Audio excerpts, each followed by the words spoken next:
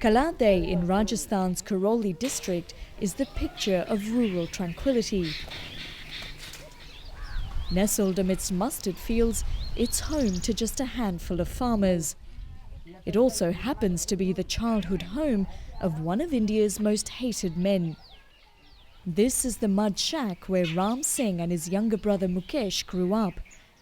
They're amongst the 6 men accused of savagely raping and murdering a 23-year-old woman in New Delhi last year. Their trial was underway, but on the morning of March 11th, Ram Singh was found hanging from the roof of his jail cell. His death has stirred little sympathy on the streets of Delhi. According to me, it was great because he should be punished, and it's great that he has realized what he has done to a lady. So I feel it's really good. Singh was the main accused in the December attack, which shocked and outraged the nation. His brother Mukesh has also been charged with 4 others. They're on trial for raping a young student, stripping her and throwing her off a moving bus on December 16th last year in New Delhi. She died 2 weeks later on December 29th. Thousands of people poured onto the streets in India to demand justice. Police used tear gas and water cannons when crowds surrounded the parliament. What started as spontaneous demonstrations have since evolved into a wider movement against gender inequality. But despite the public outcry, little is known about the 6 men accused of one of India's most infamous crimes. To find out more, Krista Mahr of Time magazine visited Ram and Mukesh Singh's village.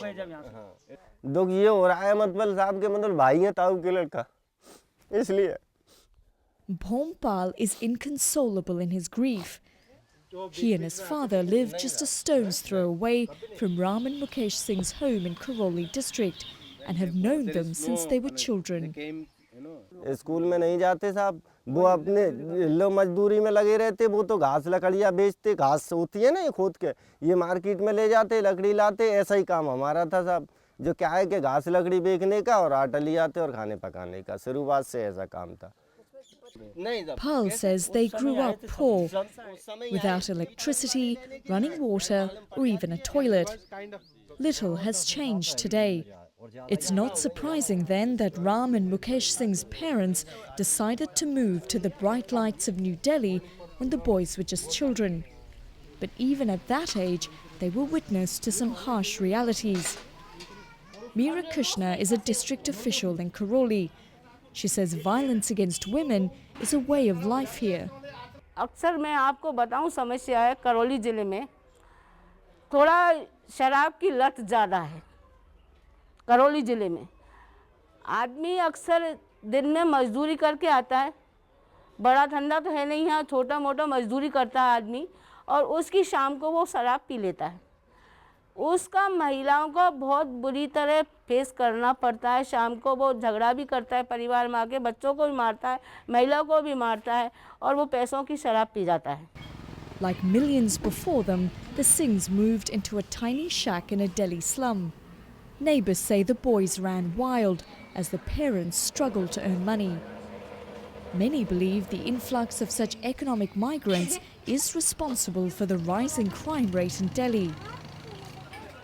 Like Ram Singh, migrant workers mostly come from the ultra-conservative, impoverished interiors of India.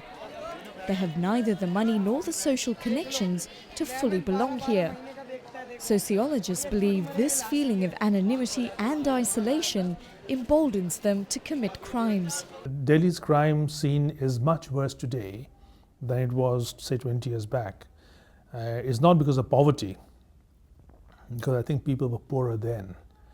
It's rather because a number of people have now tasted city life, have enough money, but not that much to satisfy their ambitions and passions.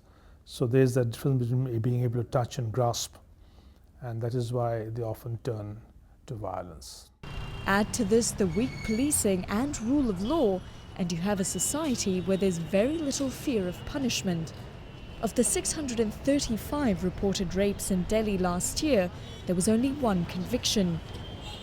Given this culture of impunity, it's likely that the men who committed the December rape thought they could simply fade into the masses here and never get caught.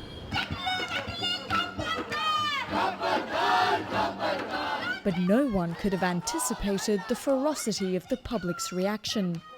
आज हमें आज़ाद हुए आधी century से ऊपर हो चुका है और आज तक ये हाल है कि हमारी आधी जनता को उनकी कोई आज़ादी नहीं है.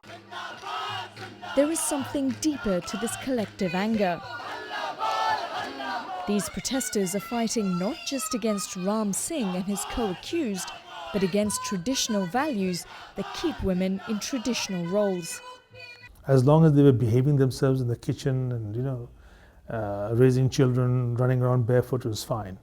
But now that they're doing these things, and though they're not actually challenging men, but because they're there doing things, demanding certain things, as rights, men are beginning to get angry and upset.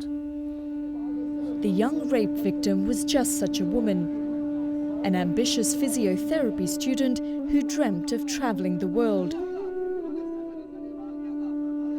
Many have welcomed Ram Singh's death as divine justice, but others feel it's a hollow victory. Protesters are demanding the swift and severe prosecution of the remaining defendants. But perhaps more importantly, they want profound changes to India's laws and attitudes towards women.